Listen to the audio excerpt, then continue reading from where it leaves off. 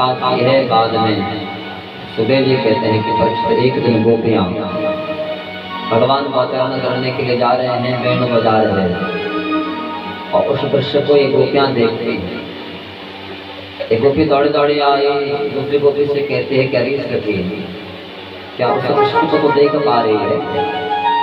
एक गोपी कहती है हाँ देख रही है। तो कैसे दिख रहा है? तो 3 जगह से टेढ़ा है, अधरों पर उसकी मुरली है, मुरली की जो चित्र है उनमें भगवान के अपनी उंगलियों को रखा हुआ है। तो 2-2 गोपियों का गीत संवाद इस गीत में है। इस गीत को भगवान वेद व्यास ने युगल गीत नाम दिया है और गीत बहुत प्यारा है। ये भी बहुत बड़ा है लेकिन 2-4 स्तर इसके भी सुनो और भाव बड़े दिव्य हैं। गोपियां कहते हैं कि कृष्ण कैसा दिख रहा है? बोले पाम बाहु कृत पाम कपोलो बलगित भ्रोरध रात तबे कोमलांगुल विराट समागम गोप्य एरयति यत्रकुंड।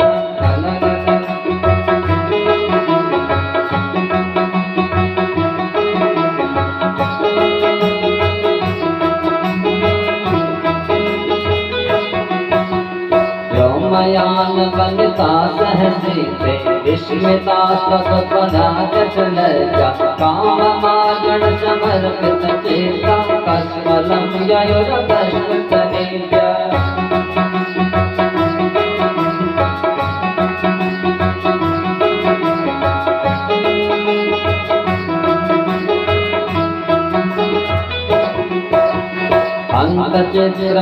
चित्रमगलासनतेजं हारहासपुरसे स्थिरवेजो नन्दशोनुरयमार्तजनानां नर्मदो यर्हि पूजितवेयो।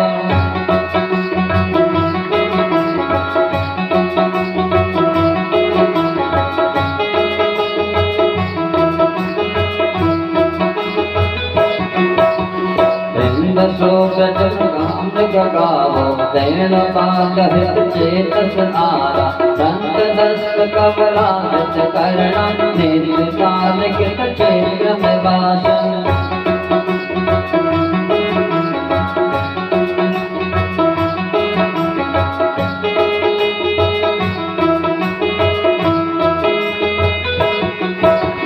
वाम बाहु कृत वाम कपोलो बलगित भ्रोरध राजित वेणम कोमलांगुल विराट समागम गोप्य एरयति यत्रकुंड। गीत बहुत बड़ा है, भाव समझिए। गोपियां कहते हैं एक गोपी आए कि कैसा दिखता है, दूसरी गोपी जवाब देती है कि वाम बाहु कृत वाम कपोलो। भगवान 3 जगह से टेढ़े खड़े हैं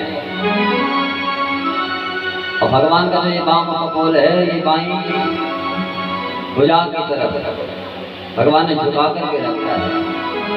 अधरों पर भगवान ने मुरली को रखा है और उन मुरली के क्षेत्र में भगवान ने अपनी उंगलियों को रखा है।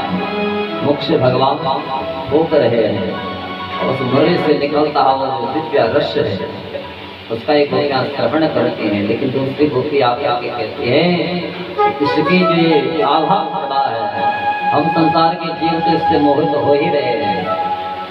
लेकिन वो स्वर्ग की देवी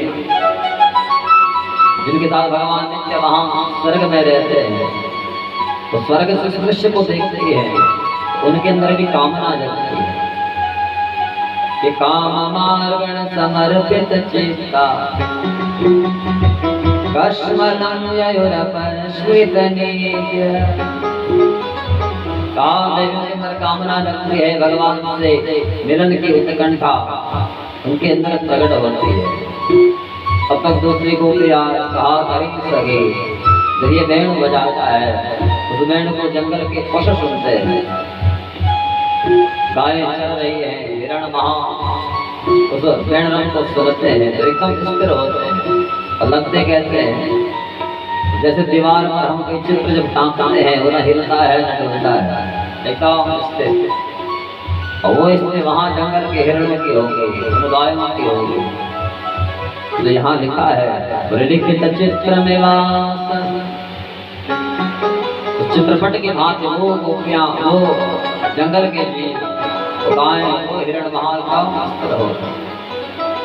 तब तक दूसरी सखी दौड़ी दौड़ी आ गया, कहा कि अरे सखी, तो कृष्ण के माथे पर लगा हुआ जो तिलक है ना, उसका दर्शन तो कर।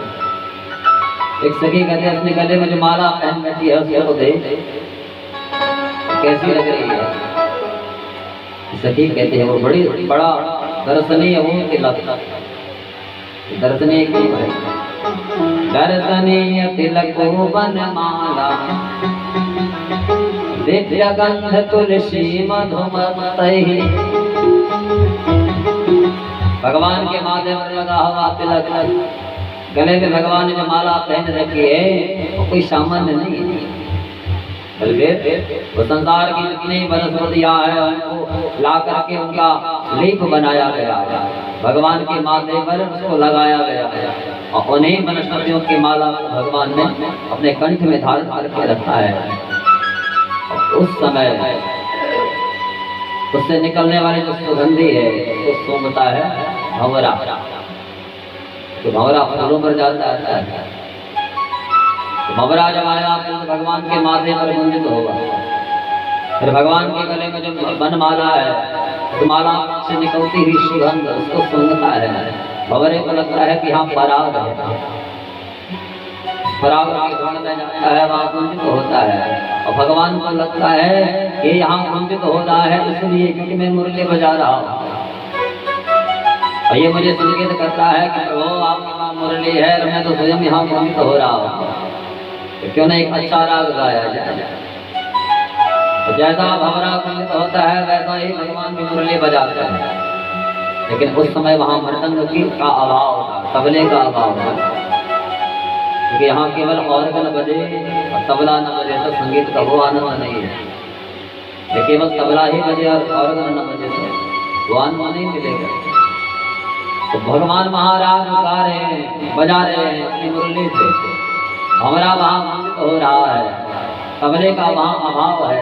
तो उस समय ऊपर के मेघू ने देखा कि नीचे वो घनश्याम मुरली बजा रहा है, भंवरा वहाँ गुंजित हो रहा है। इस समय हमें अपने प्रभु का साथ देना चाहिए।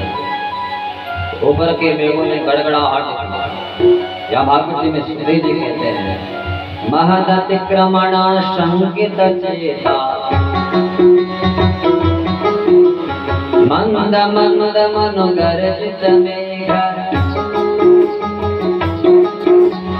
जैसा भगवान महाराज बजा रहे थे ऐसा ही वहां मेघों ने गड़गड़ाहट प्रारंभ की, सने सने धीरे धीरे, और ऐसा लगा वहां कोई मृदंग बजा रहा है, कोई तबला बजा रहा है। और उस संगीत को उस समय संसार की 3 आचार्यों ने सुना। वो आचार्य कौन थे? और दौड़ दौड़ वहां आए, ये कौन बजा रहा है? तो कौन है? शक्र सर्व परमेश्वरी पुरोगा, शक्र नाम इंद्र का, सर्वनाम भगवान शंकर का, परमेश्वरी नाम विराता ब्रह्मा का। उस संगीत को सुनने के लिए वहां इंद्र आए, पितामह ब्रह्मा आए, भगवान शंकर आए, क्योंकि पितामह ब्रह्मा के पास साम वेद है और साम वेद तो पूरा संगीत से भरा हुआ है। भगवान शंकर स्वयं संगीत के आचार्य हैं, जिन्होंने हिमालय के इस पावन भूमि में बैठ करके नारद को संगीत गाते हुए ज्ञान दिया। और देवराज इंद्र जिसके यहाँ रोज अप्सराएं नृत्य करती हैं, गंधर्व गान करते हैं, तो सुनते सुनते उसको भी संगीत का और ज्ञान हो गया। ये तीनों वहां पहुंचे और भगवान राग को वहां बजा रहे हैं, इनके पल्ले ही कुछ नहीं पड़ा, इनकी समझ में नहीं आया भगवान क्या बजा रहे हैं। तो तब तक दौड़े दौड़े गोपी आए, वो गोपी कहती है कि अरे सखी, जो कृष्ण यहाँ मुरली बजा रहा है इसने ये मुरली बजाना सीखा कहाँ से होगा? तो दूसरी सखी आती है, वो कहते हैं इसने कहीं सीखा नहीं। वेद गोप चरणे सुवेद गधो वेण बाध्य उर्धान शिक्षा। सखी कहते हैं कि भगवान कहीं किसी से सीखने नहीं रहे। बैण बाध्य उर्धा निज शिक्षा। ये संगीत तो भगवान के पेट से निकला है। बड़े अद्भुत गीत के भाव आए हैं। अगर उतना चर्चा करने लग जाए तो उसी गीत में डूब जाएंगे। सुखदेव जी कहते हैं कि परीक्षित संगीत को न ब्रह्मा समझ पा रहे हैं, न विष्णु समझ पा रहे हैं, न शंकर समझ पा रहे हैं। सारे के सारे जो गोपियां हैं, जंगल के जीव हैं, सब सुनकर के मुग्ध होते हैं। ऐसा पूरा भगवान को मुरली से बजाते हैं। सबको भगवान ने आश्चर्यचकित कर दिया कि न जाने किस लोग का भगवान यहाँ संगीत बजा रहे हैं। संगीत तो बदलता है, पहाड़ का अलग ही संगीत है। अब हरियाणा में जाओगे तो वहाँ का अलग ही मिलेगा। आप बिहार में आओगे तो वहाँ पर कुछ और ही है। तो न जाने भगवान कहाँ का संगीत बजा रहे हैं, क्योंकि वो एक ब्रह्मांड के मालिक तो नहीं है, तो करोड़ों ब्रह्मांड के मालिक है। तो उस दिव्य लीला का दर्शन करते हैं ये गोपियां। भगवान शंकर, भगवान ब्रह्मा, देवराज सब बड़े मुक्त होते हैं। सुखदेव जी कहते हैं कि परीक्षित आगे एक दिन भगवान के कहने के अनुसार देवर्षि नारद का मथुरा में आना और कंस को कहना कि अरे कंस, देवकी के पुत्रों का क्या होगा। कंस ने कहा कि गुरुदेव 6 पुत्र मार दिए थे, 7वां गर्भ नष्ट हो गया, 8वीं कन्या स्वर्ग में चली गई।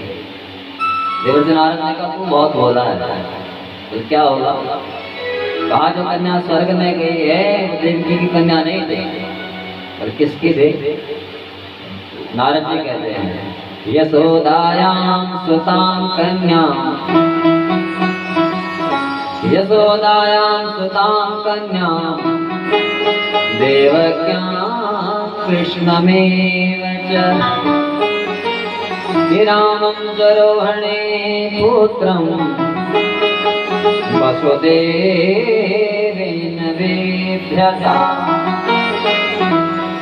कंस वो कन्या यशोदा की थी, और जो वहाँ वृंदावन में कृष्ण और बलराम है और देवकी की सप्तम और अष्टम गर्भ है।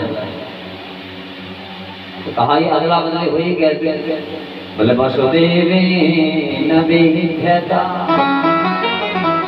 तो देव जी ने वहाँ अदला बदली की थी। आप कंस को बड़ा पाया और देवकी और वसुदेव को पकड़ करके पहले तो कारागार में डाल दिया। फिर बाद में वहाँ कृष्ण और बलराम को मारने के लिए केसी नाम का दैत्य भेजा। भगवान ने उसका संहार किया। कंस को लगा कि कृष्ण को मारो कैसे। इसने अपने यहाँ मल्ल क्रीड़ा महोत्सव का आयोजन किया, धनुष यज्ञ का आयोजन किया और अक्रूर जी को बुलाया। कहा कि हमें वहाँ वृंदावन में जाना है, नंद बाबा से कहना है आपको इस महोत्सव में सम्मिलित होना है अपने बेटों को लेकर। अक्रूर जी ने अपने भाग्य को सराहा। कंस जैसा पापी मुझे कहाँ भेज रहा है भगवान के पास। तो अक्रूर जी को लगता है कि मेरे जीवन के इतने अमंगल हैं आज नष्ट हो रहे हैं। ममात्या मंगलम नष्टम फलवान शिव में भव, यन्नमस्ये भगवतो योगिभ्ये यांघ्रि पंकजम। सुखदेव जी कहते हैं कि परीक्षित अक्रूर जी अपने भाग्य को सराहा करके रथ पर बैठे और वृंदावन में जब प्रस्थान किया, सायंकाल का समय अक्रूर जी का रथ वृंदावन में प्रविष्ट होगा और रथ से उतरते ही भगवान के चरण चिन्ह वहाँ दिखाई पड़े हैं। उन चरण चिन्हों का ही अन्वेषण करते करते अक्रूर जी महाराज आगे बढ़े तो क्या देखते हैं कि भगवान गौशाला के अंदर अपने बड़े भाई बलराम जी के साथ वहाँ खड़े हैं। भगवान ने पीताम्बर पहन रखा है, बलराम जी ने वहाँ नीलांबर पहन रखा है। और जैसे ही भगवान को देखा अक्रूर जी दौड़े गए भगवान के चरणों में वहाँ नतमस्तक हो गए। भगवान ने तुरंत उठाया, कहा कि चाचा जी प्रणाम करने का अधिकार हमारा है, आप यहाँ उल्टी गंगा बहा रहे हैं। हृदय से लगाया और बाद में अक्रूर जी को लेकर के नंद भवन में आए। नंद बाबा से भेंट हुई, कुशल क्षेम पूछे। नंद बाबा ने कहा कि कंस ने आपको याद किया है। तो कंस ने कहा है कि वहाँ मल्ल क्रीड़ा महोत्सव धनुष्य का आयोजन, आपको भी आना है, अपने पुत्रों को भी लेकर के आना है। तब तक ब्रजवासियों को पता लगा, दौड़ दौड़ आए, कहा कि बाबा आप वहाँ जाओगे तो हम भी चलेंगे। तो नंद बाबा ने कहा प्रातः का सब तैयार होकर के आ गया। रात का पर्यंत वहाँ कुशल क्षेम पूछते रहे, बातचीत करते रहे। प्रातः काल जब हुई, दोनों माताओं ने अपने दोनों लालाओं का स्नान कराया, सुंदर वस्त्र पहनाया। नंद बाबा एक रथ को लेकर के आए, इसमें ब्रजवासियों को बैठाया और स्वयं उस रथ में बैठे रहे।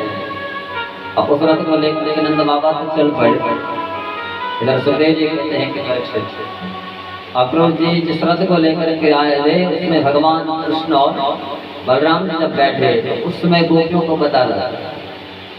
गोपियां दौड़ दौड़ आए, एक बार तो विधाता ब्रह्मा को पूछा, कहा रे विधाता, क्या तेरे अंदर दया नहीं है?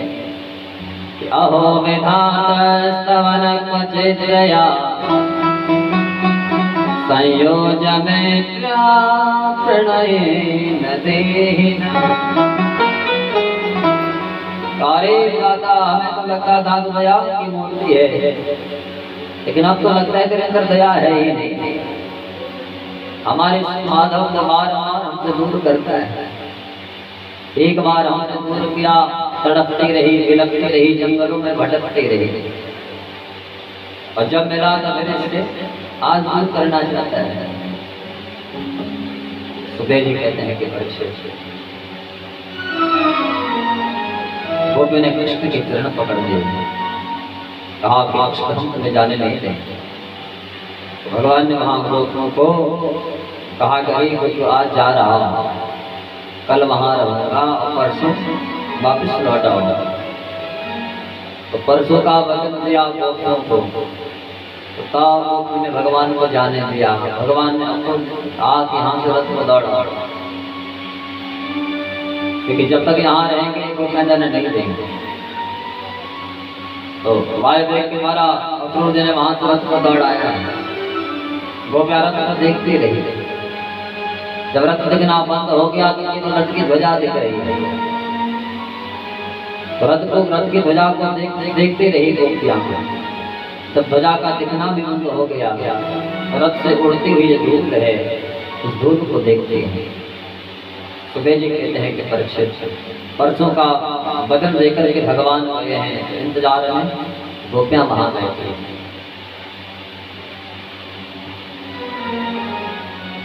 सुखदेव जी कहते हैं कि परीक्षित, जमुना के किनारे किनारे चल रहे थे। अक्रूर जी के अंदर भाव आया, यहाँ जमुना के किनारे आया और जमुना में डुबकी लगा कर भगवान से आज्ञा लेकर के जब जमुना जी में डुबकी लगाई तो अंदर क्या देखते हैं कि जो झांकी वहां रथ पर बैठी है उसका दर्शन वहां जमुना के अंदर हो रहा है।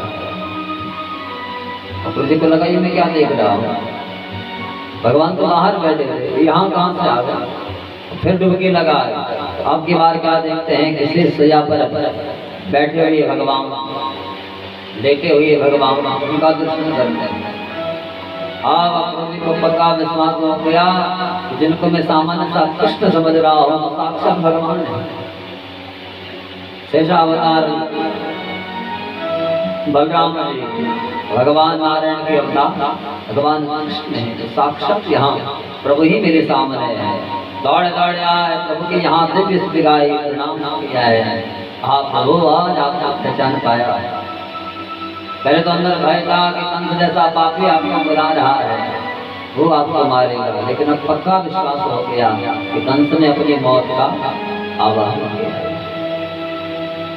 भगवान से पहले ही सायंकाल नंद बाबा ब्रजवासियों को लेकर के वहाँ मथुरा में प्रविष्ट हो चुके हैं, और उसके बाद भगवान का रथ वहाँ पहुँचा है। रथ से उतरे, अक्रूर जी ने कहा कि प्रभु क्या मेरे घर को सनातन नहीं करोगे? भगवान ने कहा पहले शहीद यहाँ आया हूँ, पहले शहीद को पूर्ण करूंगा, फिर तुम्हारे घर को भी सनातन करूंगा। और प्रभु जी से विदा लेकर के नंद बाबा के पास में आए। नंद बाबा ने कहा कि बाबा हम पराये मुल्क में आए हैं, हमें तो यहाँ का कुछ पता ही नहीं है, यदि आपकी आज्ञा हो तो थोड़ा यहाँ नगर भ्रमण करें। बाबा ने जब आज्ञा दी तो बलराम जी के साथ में भगवान कृष्ण और अन्य जो गोपाल थे महानगर भ्रमण करने के लिए चले। ब्रजवासियों ने अपने शरीर को देखा, शरीर के वस्त्र देखे, न जाने कितनी जगह से फटे हुए हैं। कहा कि कृष्ण हम दूसरे मुल्क में आए हैं और शरीर पर हमारे जो वस्त्र हैं तो वो तो फटे हुए हैं, ये लोग क्या कहेंगे।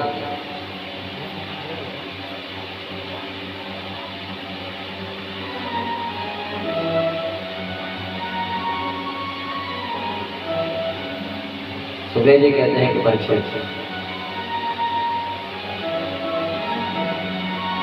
ब्रजवासियों ने कहा कि लाला कहीं से अगर वस्त्र मिल जाए तो भगवान ने कुछ चिंता मत करो। जब चलने लगे तो एक धोबी दिखा, तो कंस के महलों के वस्त्र धोता है। तो भगवान उसके पास में आए, उससे पूछा कि भैया क्या कुछ वस्त्र हमको देगा। उसने जब देने में आनाकानी कर दिया तो भगवान ने जो मुस्तिका का प्रहार किया उसका सिर ही कट करके गिर गए। वहां जितने लोग थे सबने देखा कि ये कैसा वीर है। भगवान की अवस्था 11 वर्ष की है इस समय भगवान मथुरा में आया है। 11 वर्ष का बालक मुस्तिका का प्रहार करता है, धोनी का सिर कट करके गिर जाता है। सब किनारे खड़े हो गए, भगवान अंदर गए, वहां जितने वस्त्र थे सब उठा ब्रजवासियों को दिए। ब्रजवासी उन वस्त्रों को लेकर के आए, जब पहना तो कोई बड़े हैं कोई छोटे हैं। कहा कि लाला ऐसे वस्त्रों को पहन करके जाएंगे तो दुनिया तो समझेगी तो मांगे हुए हैं, अपने तो नहीं लगते। भगवान ने चिंता मत करो। तो फिर आगे कोई गर्जी मिला तो भगवान ने उससे उन वस्त्रों को ठीक कराया है, उसको खूब आशीष दिया कि तो दिन रात फलता रहे फलता रहे। और आज भी वो फल फूल रहे हैं। ये कपड़ा होगा 200 का और सिलाई मिलेगी 500, उन पर आज भी भगवान की कृपा है। चल रहे थे, ब्रजवासियों ने कहा कि लाला वस्त्र मिल गए, गले में माला मिल जाते तो फिर कहना है क्या। तो भगवान ने चल रहे थे, सुदामा नाम का माली दिया कि ततः सुदामो भवनम सुदानो भवनम मालाकारस्य जगमतो। सुदामा नाम के माले ने जब भगवान को देखा, उसके अंदर भाव आया आज तक तो मैंने खूब व्यापार किया, खूब मालाएं बेची, खूब धन कमाया, लेकिन आज पहली बार ऐसा दिख रहा है इसके गले में स्वयं माला पहनाने का मन कर रहा है। तो अंदर गया, जो सबसे सुंदर माला बनाए थे उस माला को लेकर के आया, दौड़ा दौड़ा गया वहाँ भगवान के गले में, तो माला इसने पहनाई है। भगवान ने इसके प्रेम को देखा, उससे कहा भैया तेरी इच्छा हो तो मेरे जो मित्र है ना ये भी चाहता है। उसने किवाड़ ही खोल दी। ब्रजवासी अंदर गए, वहाँ मालाओं को लेकर के आए, सब ने एक एक माला अपने अपने गले में पहने, फिर चलने लगे। ब्रजवासी ने कहा कि लाला वस्त्र भी मिल गई, माला भी मिल गई, लेकिन माता तो सोना है। अगर माथे में चंदन मिल जाता फिर तो कहना ही क्या है। भगवान ने कहा उसकी भी व्यवस्था करेंगे। तो चल रहे थे, बीच रात पथ पर 3 जगह से टेढ़े कोबजा देखे कि अथा व्रजं राजपथेन माधव श्रेयं गृहीतांगविले प्रभाजनम। सुखदेव जी कहते हैं कि परीक्षित जिसको लोग कुबड़े कहते हैं, चल रहे थे, हाथ में चांदी का पात्र है, उसने चंदन का लेप है, तो कंस के लिए चंदन का लेप बनाते हैं। कुबजा को भगवान ने देखा और पीछे से सुंदरी कहकर के भगवान ने पुकारा। कुबजा को लगा दुनिया मुझे कुबड़ी कहते हैं, आज सुंदरी कहने वाला कौन आया। जो मुड़ करके पीछे देखा तो भगवान खड़े हैं, भगवान को देखते रहे। भगवान ने उनसे अंगराग की याचना की पूजा ने स्वयं भगवान के माथे पर वो अंगराग लगाया। भगवान ने ब्रजवासियों को कहा इस समय मौका है, दारे के दारे ब्रजवासी आए और पूजा के हाथ में रखा हुआ जो अंगराग है सब ने अपने अपने माथे पर लगाया है। सुखदेव जी कहते हैं कि परीक्षित, बाद में भगवान के अंदर भाव आया, इसने मुझे अंगराग दिया है, मुझे इसको कुछ देना चाहिए। तो उसके स्वरूप को देखते हैं, 3 जगह से कुबजा टेढ़ी है, कुबड़ निकला। तो भगवान ने अपना एक हाथ उसकी कुबड़ पर रखा, एक हाथ से उसकी डोरी को पकड़ लिया, पैर के अंगूठे से उसके पैरों को दबा दिया और जो भगवान ने जोर का धक्का मारा तो कुबजा का कुबड़ एकदम चीख करके नव यौवन उसको भगवान ने दिया है, सुंदरी मंदिर के सामने प्रकट हो गया। कुबजा ने अपने स्वरूप को देखा, भगवान से रतिशुद्ध की कामना की। भगवान ने कहा तुम्हें रतिशुद्ध का वरदान में देता हूँ, और वहां से भगवान आगे बढ़े। जहाँ धनुष रखा हुआ था वहां गए। ये धनुष कंस को भगवान शंकर ने दिया है और कंस ने कहा है कि इस धनुष को तोड़ेगा उसे छोड़ने वाला नहीं है, तो तेरी मौत है। और जब देवर्षि नारद ने कंस ने कहा था कि देवकी का 7वां और 8वां गर्भ वहां कृष्ण और बलराम के रूप में है, तो इन्हीं का परीक्षण करने के लिए कंस ने यहाँ लेके आयोजन किया। भगवान वहां गए, धनुष को छुआ ही था कि धनुष टूट गया। उसकी टंकार कंस के कानों में पड़ी और कंस को पक्का विश्वास हो गया कि मेरी मौत यहाँ पहुंच चुकी है। और हर क्रिया में वहां भगवान के ही कहे चिंतन करता रहा। सुखदेव जी कहते हैं कि परीक्षित, बाद में भगवान अपने बाबा के पास में आए, रात्रि में विश्राम किया। प्रातः काल मल्ल क्रीड़ा महोत्सव को देखने के लिए ब्रजवासी चले। नंद बाबा के साथ ग्वाल वाला चले और सबसे अंत में भगवान कृष्ण और बलराम। तो भगवान कृष्ण और बलराम को मारने के लिए कंस ने उस मल्ल क्रीड़ा महोत्सव जहाँ हो रहा है उसके द्वार पर एक कुबलिया हाथी को रखा है, जिसके अंदर 10,000 हाथियों का बल है। एक तो इतना बलशाली और दूसरा उसको मदिरा पिला दे। अब मदमस्त होकर के वहां पर खड़ा है और जैसे भगवान कृष्ण और बलराम आए, इसने अंदर जाने से रोक दिया। भगवान कृष्ण और बलराम को बड़ा कोप आया, उसकी दंतावली को पकड़ लिया। दोनों भाइयों ने हाथी को घुमाया, धरती पर पटका, दांत निकल गए, अंदर से रक्त की धार बही है। तो भगवान के मुखमंडल पर उसके छींटे पड़े हैं। बोले आपने हाथी का प्राणांत हो गया। रक्त रंग दंतावली को लेकर के कंधे पर रख करके दोनों भाई वहाँ अंदर मल्ल क्रीड़ा महोत्सव में प्रविष्ट हुए। वहाँ जितने लोग बैठे हैं सब अपनी अपनी भावना के अनुसार भगवान का वहाँ दिव्य दर्शन पा रहे हैं। ये भागवत का एक ऐसा श्लोक है जिसमें संपूर्ण नवरसों का दर्शन है। मल्लानां सनिर्णिनां नरवर स्त्रीणां स्वरो मूर्तिमान् गोपानां स्वजना सतां क्षितिभुजां तास्ता स्वपित्रो शिशु मृत्युर्भोजपते विराट विदुषां तत्त्वं परं योगिनां कृष्णेनां परदेवतेति विदितो रंगं गजसाग्रज मल्लानां असनी। मल्ल कहते हैं पहलवान को, असनी कहते हैं वज्र को। तो जो वहाँ पहलवान लोग थे उन्होंने जो भगवान को देखा, इसने तो यहाँ बोलिया फिर हाथी को मार दिया। कमल ये वज्र की समाना इसने इतने इसके अंदर 1000 हाथ का बल था और उसका इसने मरण कर दिया है।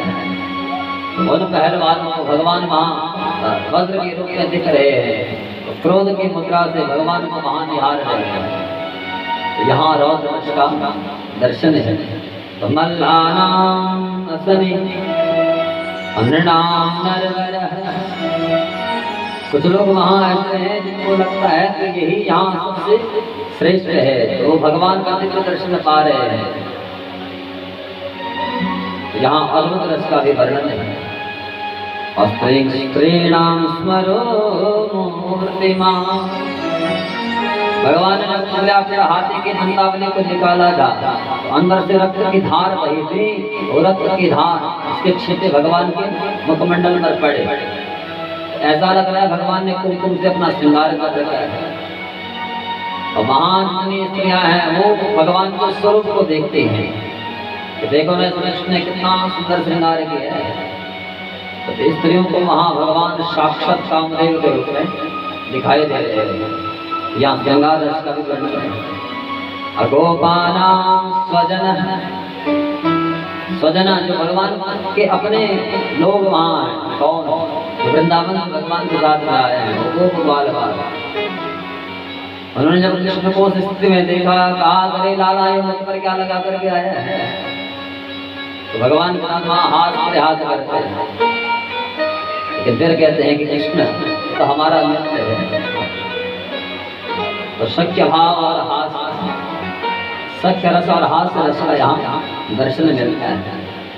सुखदेव जी कहते हैं क्षितिभुजा शास्ता, जो वहाँ दुष्ट प्रकृति के लोग हैं उनको भगवान साक्षात यहाँ दंड पाने के रूप में दिख रहे हैं। ये तो ऐसा वीर है सबको मार करके ही दम रहने वाला है। तो यहाँ वीर रस का वर्णन है। और स्वपित्रो शिशु, स्व मने अपने, पित्रो द्विवचन, शिशु बोले भगवान के जो अपने माँ और पिता है उनको भगवान वहाँ बाल रूप में दिखाई दे रहे हैं। लेकिन भगवान उनके साथ से यहाँ के नंद बाबा आए हैं। और यहाँ कहा कि स्वपित्रो, माँ और पिता दोनों के लिए। अगर स्वपित्रो कहते हैं तो इसका मतलब नंद बाबा के लिए प्रयुक्त है। लेकिन यहाँ स्वपित्रो, यहाँ भगवान के माँ और पिता कौन है? स्व मने अपने, जो भगवान के अपने माता पिता है वो कौन है? तो देवकी और वसुदेव जो कंस के कारागार में वहाँ कैद हैं। तो जब वहाँ कृष्ण और बलराम को देखते हैं तो माँ देवकी के अंदर वहाँ वात्सल्य प्रेम उमड़ता है। मेरा ये वही कृष्ण है जन्म लेते ही जो हमसे दूर चला गया था, वसुदेव महाराज गोकुल में लेकर के चले गए। और आज देखो ना सामने खड़ा है, 11 वर्ष का हो गया लेकिन उसके पास जा भी नहीं सकती। यहाँ कारागार में कैद है, रो रही है। वात्सल्य प्रेम के अंदर कारण अंचल से दूध बह रहा है, नेत्र से अश्रु की धारा बह रही है। यहाँ भी 2 रसों का दर्शन है, एक करुण रस और एक वात्सल्य रस। सुखदेव जी कहते हैं कि परीक्षित मृत्युर्भोजपते विराट विदुषाम्, भोजपति जो कंस है इसको भगवान साक्षात मौत के रूप में दिखाई दे रहे हैं। यहाँ भयानक रस का भी दर्शन है। और वहाँ जो योगी लोग थे तत्कम परम योगिना, वो जो भगवान को देखते हैं तो उनके अंदर भाव आता है तो वही प्रभु है जिसका ध्यान हम लगाते हैं। कंदराओं में बैठ करके बड़े बड़े अमलात्मा विमलात्मा हम महात्मा जिनका चिंतन करते हैं ये तो वही परमात्मा है। तो वो शांत होकर के वहाँ भगवान का दर्शन पा रहे हैं। तो यहाँ शांत रस का भी दर्शन है। और कृष्णेना परदेवते विदितो, वहाँ जो कृष्ण कृष्णवंशी हैं उनको लगा कि यहाँ कृष्ण और बलराम इनके हाथों आज कंस का मरण निश्चित है। कंस तो मर जाएगा जो आज हमारा राजा बना है। और कल कहीं हो ना हो ये कृष्ण महाराज के पर बैठ जा तो हम उसकी प्रजा बन जाएंगे, हमारा मालिक बन जाएगा। इसलिए समय रहते इन्होंने अपनी पार्टी बदल दी। अभी कंस मरा भी नहीं है लेकिन आवाज हो गया कि कंस अब जीतने वाला नहीं है। तो ये अवसरवादी बन गए। तो भगवान से रिश्तेदारी निकालने लगे। एक कहता है देखो नहीं तो मेरी बुआ का बेटा है, एक कहता है ये तो मेरी बहन का बेटा है। तो वहाँ भगवान को रिश्तेदारी निकालने लगे। जैसे आजकल नेताओं के हाल है, एक पार्टी से टिकट नहीं मिला तो दूसरी पार्टी में चले गए। अवसर चाहिए। वही थी वहाँ उस समय कृष्ण मंत्री के हो गए। जानते हैं कंस बचेगा। भगवान को यहाँ को इन्होंने रिश्तेदारी निकाली है, तो ऐसा भाव केवल भक्ति रश्मि में प्रकट हो सकता है। भक्ति के पथ पर जीवन चलता है तो भगवान को अनेकों भाव से भजता है। मातृभाव, पितृभाव, सत्य भाव, सत्र भाव, किसी भी रूप में आप भगवान को भक्त सकते हैं। ऐसे वो कृष्ण रंगम गतसाग्रजः, अपने अग्रज कौन बलराम उनके साथ में जब वहाँ सुमल्ल क्रीड़ा महोत्सव में प्रविष्ट हुए, सुखदेव जी कहते हैं कि परीक्षित वहाँ कुछ ऐसे थे जिन्होंने कभी भगवान को देखा ही नहीं था।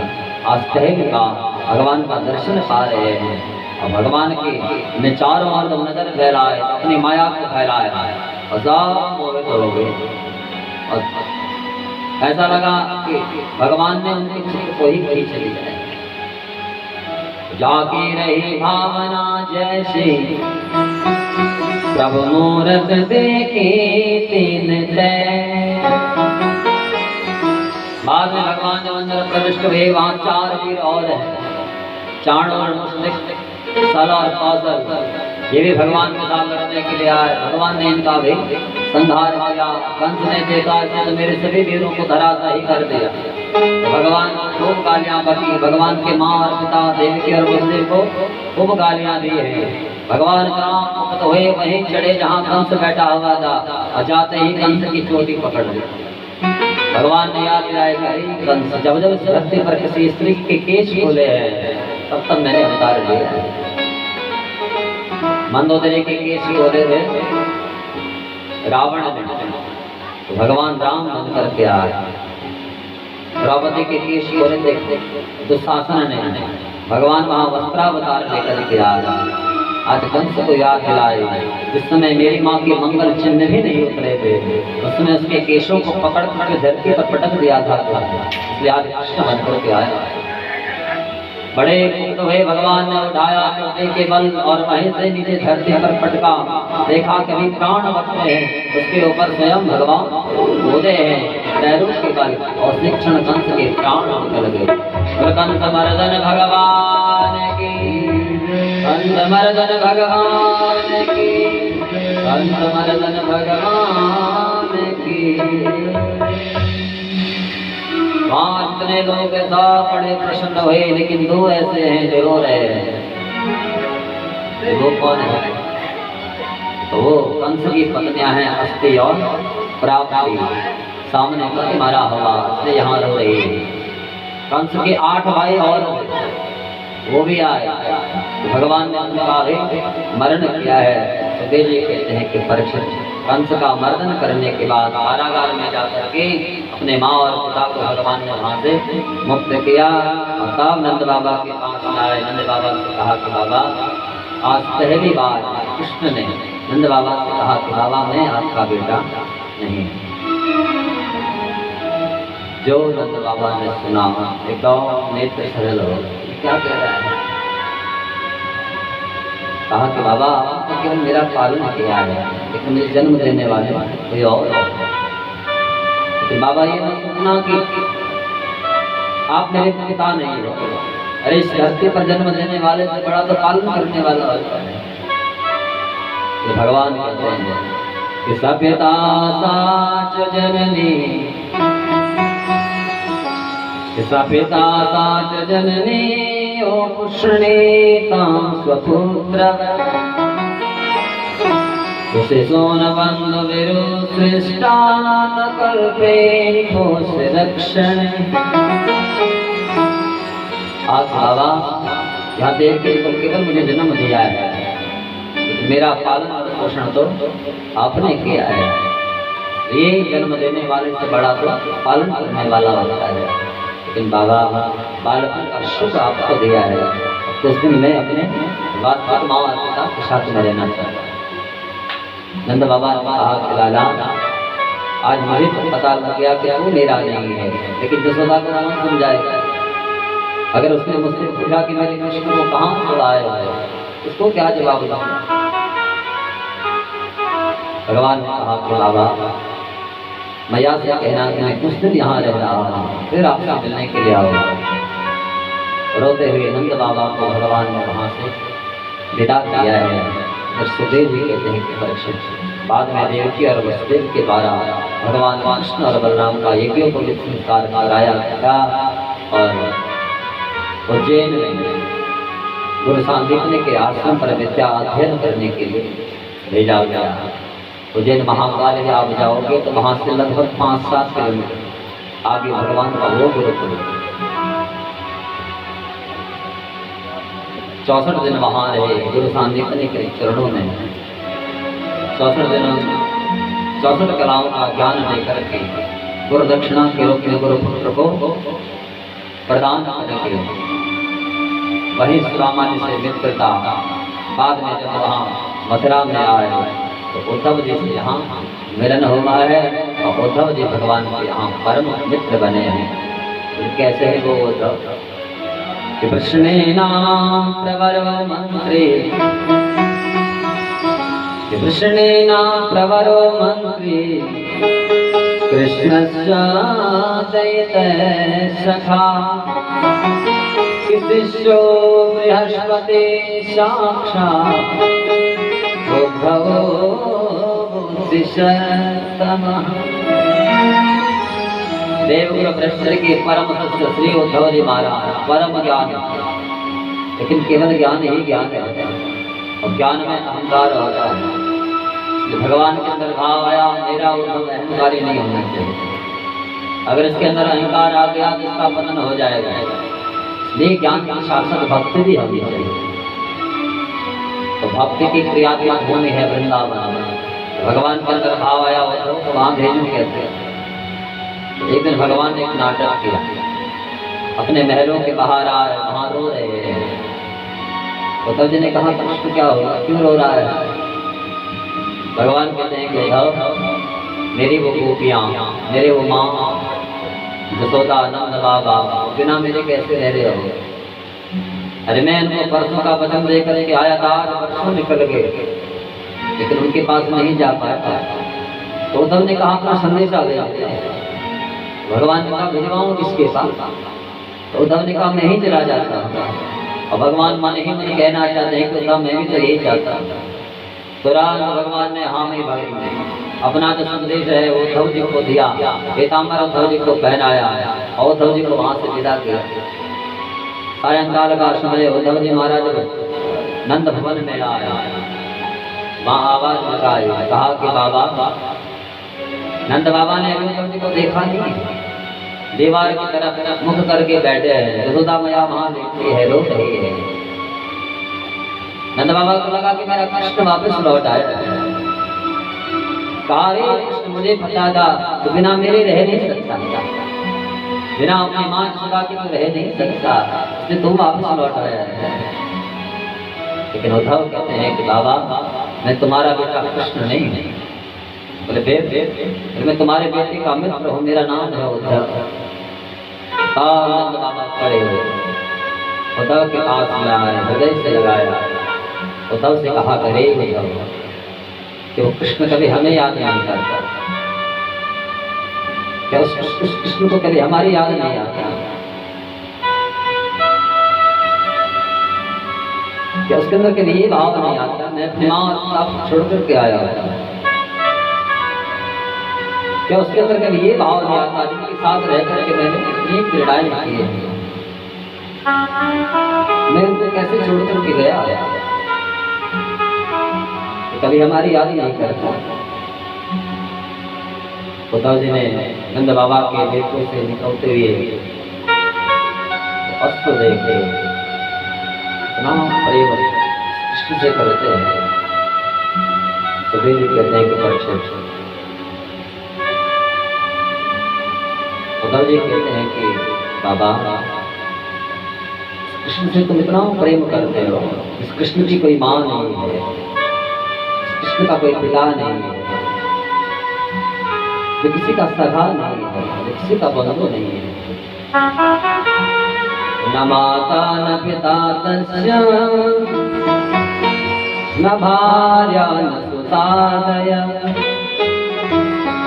नात्मेयो न परश्चापि न देहो जन्म एव च। बाबा कृष्ण का कोई जन्म नहीं है, किसी का बेटा नहीं है, उसका कोई माँ नहीं है, कोई पिता नहीं है, तो सबका माँ और पिता है। उद्धव जी का हाथ पकड़ लिया नंद बाबा ने, कहा करे तो कहता है उसकी कोई माँ नहीं, जसोदा के पास में लेकर के गए। किसके लिए रो रही है? जिस दिन से वो कृष्ण गया है उस दिन से इसने यहाँ जल के एक बूंद नहीं, अन्न का एक दाना नहीं दिया, कृष्ण के लिए ही रो रहे थे। उस स्थान पर लेकर के जहाँ कृष्ण के साथ स्वयं नंद बाबा क्रीड़ा करते थे, कहा कि उसका कोई पिता नहीं है। इस नंद ने यहाँ किसका हाथ पकड़ कर उसको खिलाया, गायों के पास में लेकर के गए। जिस दिन से कृष्ण गया घास में खड़ा नहीं दिया, गोपियां दिखाया जो कृष्ण के विरह में तड़प रही है, कहा कि अभी किसके रो रहे हैं? तो ने इतना प्रेम पहली बार देखा। नंद बाबा के पास आकर के रात का प्रेम बात की प्रातः काल जब हुई, जमुना स्नान करने के लिए गए और उद्धव जी से पहले वहाँ गोपियां पहुंची। उद्धव जी काफी तांगर दूर से जब गोपियों ने देखा, एक बार तो ऐसा लगा कि हमारा कृष्ण वापस लौट आएगा। फिर सोचते हैं कि अगर कृष्ण होता तो सबसे पहले तो हमारे पास में आता।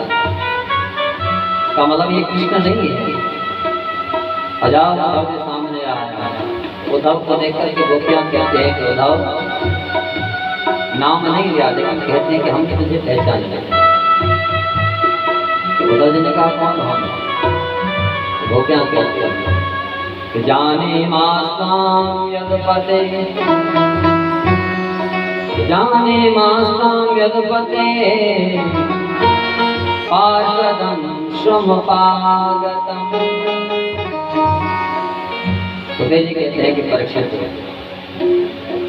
गोपियां कहते हैं कि जाने मास्ताम, हम तुझे जानते हैं कि यदपते वहाँ यादव का सरदार बना है और देखो कितने विद्वान रहे होंगे, नाम नहीं लिया और कर्जे दे दिए।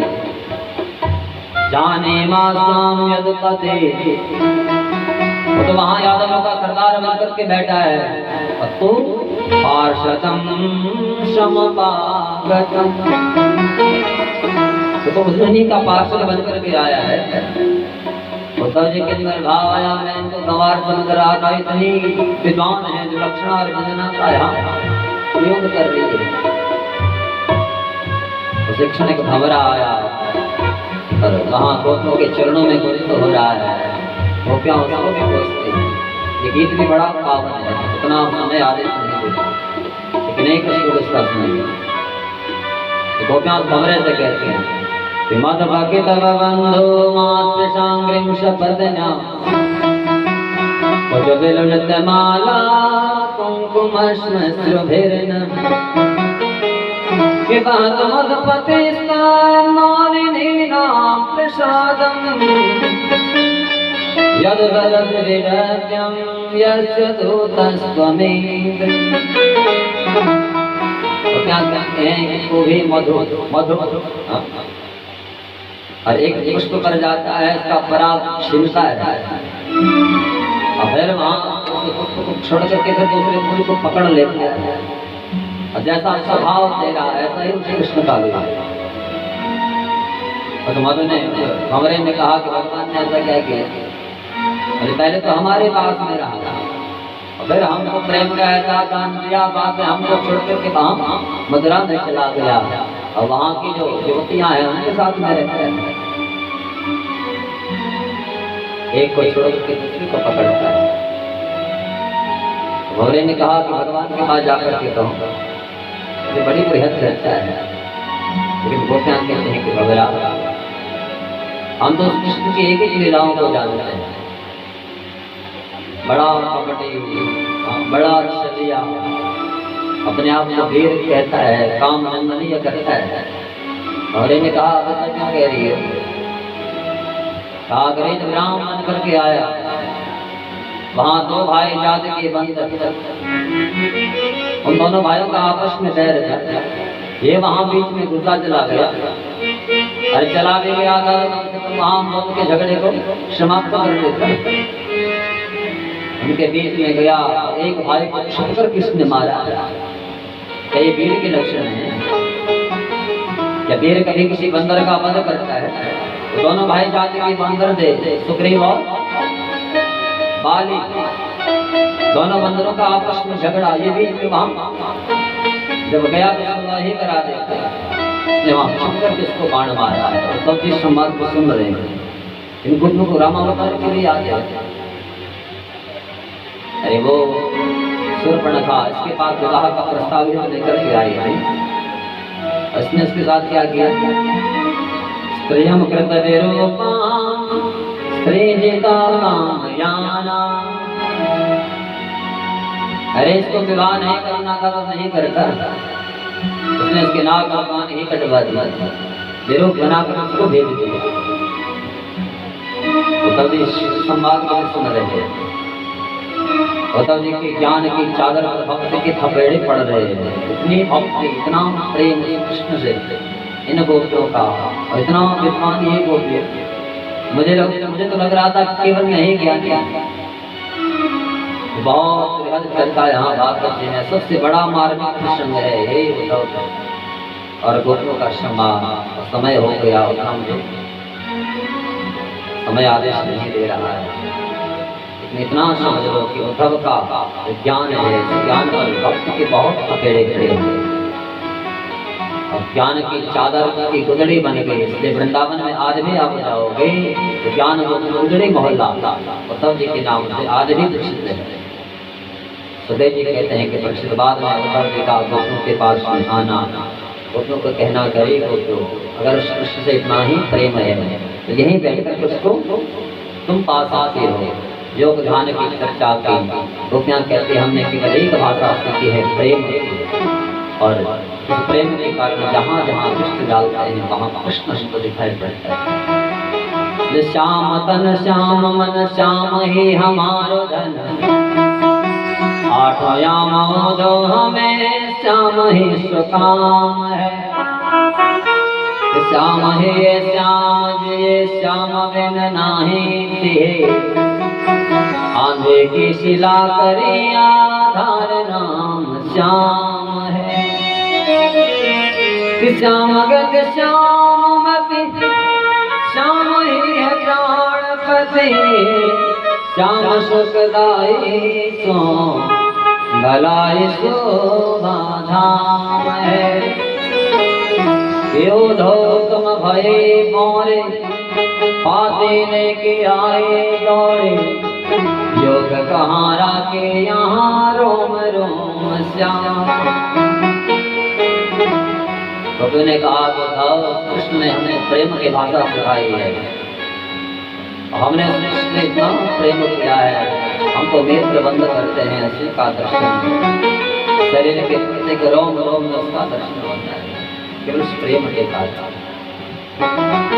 जी ने कुरान महागोपियों के चरण पर रखा, वंदे नंद व्रज स्त्रीणाम आदरेण मधेक्षण स, यासाम हरि कथोद्गीतम पुनाति भुवनत्रयम्। तुम्हारे चरण को प्रणाम करता हूँ, इसने इतना प्रेम किया है, तुम्हारा ये प्रेम त्रिलोकी को पावन कर रहा है। कहाँ उद्धव एक दिन के लिए आए थे, कई महीने वहाँ रहे। ज्ञान का ऐसा दिव्य संचार उद्धव जी के अंदर हुआ है। बाद में जब मथुरा में आए कृष्ण से कहा कृष्ण तुम्हें यहाँ नहीं रहना चाहिए। भगवान ने कहा क्यों? वहाँ तेरी गोपियाँ तो शिव का नाम प्रेम करती है। भगवान ने उद्धव से कहा उद्धव इसीलिए तो मैंने तुझे वहाँ भेजा था। सारी चर्चा भगवान ने सुना है कि ये मेरी इच्छा थी, तू वहाँ जा, तेरे अंदर भक्ति का संचार कैसे हो, क्योंकि वृंदावन की भूमि भक्त की भूमि है, तेरे अंदर केवल ज्ञान है। आज मेरा उद्धव ज्ञानी के साथ साथ भक्त भी इसके अंदर प्रविष्ट हुई है। भगवान बड़े प्रसन्न हुए। आगे यहाँ भगवान ने पूजा को सुख का वरदान दिया है। अक्रूर जी को भेज करके हस्तिनापुर से पांडवों की खबर मंगवाई। इसी के साथ भागवत जी के 10वें स्कंद बोलबार यहाँ 49 अध्याय के माध्यम से विराम उत्तरार्ध में प्रवेश यहाँ कंस की पत्नी अस्थि और प्राप्ति अपने वैधव्य का कारण लेकर के पिता जरासंध के पास गई। जरासंध को बड़ा हो पाया, मथुरा पर आक्रमण किया। 17 बार भगवान ने पराजित किया। 18वें बार जब ये आक्रमण करने के लिए चला, ब्राह्मणों को बैठाया, कहा आपकी बार अगर मैं विजयी नहीं हुआ तो सबकी मुंडी मरोड़ करके हवन कुंड में स्वाहा कर दो। ब्राह्मणों ने भगवान को पुकारा कि प्रभु 17 बार तुमने उसको पराजित किया है, एक बार हमारे लिए पराजित हो जाओ। बताओ, जब उसने 18वीं बार आक्रमण किया, मथुरा की चारों ओर आग लगा दी। भगवान ने रात में ही समुद्र के अंदर एक नगर का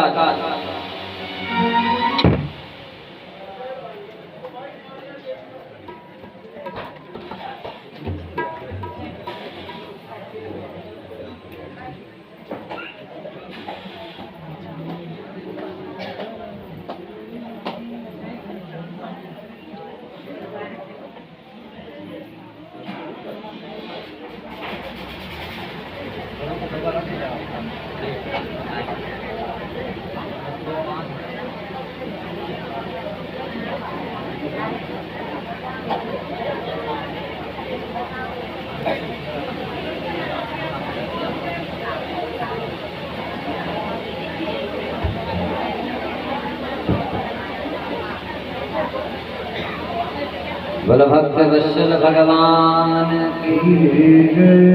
भगवान ने एक नगर का निर्माण कराया, सोए हुए यादवों को लेकर के भगवान ने नगर के अंदर छोड़ दिया। और जब ये जरासंध आया भगवान को लड़ने के लिए, तो भगवान भी दौड़े, पर्वत पर चढ़े, वहीं से छलांग लगाए, उसी नगर के अंदर प्रविष्ट हो गई। इसने भगवान को रणछोड़ नाम दिया। रणछोड़ भगवान की। रात में सोए हुए यादवों को भगवान ने वहां पहुंचाया था। प्रातः काल जब हुई, नेत्र खुले, चारों ओर देखा, कहीं दरवाजा ही नहीं दिखा।